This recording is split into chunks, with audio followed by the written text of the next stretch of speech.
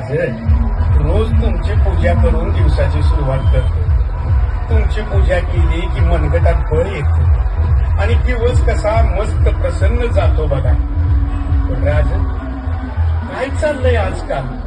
Paper उघडला की शेतकऱ्यांची आत्महत्या. दारू पितो म्हणून. अरे पण दारू का पितो? शाळेला बायकांनी काय करत दिसभर आम्हाला पुन्हा कुणाची कुठे उचलावी लागते. कुणाचं तर अबाधित ठेवू. राजकारणात कुठलीही लाचारी न पत्करता सेवा भावनेतून नित्य समाजकारण करू. घ्या शपथ. आम्ही शपथ घेतो. शाबास.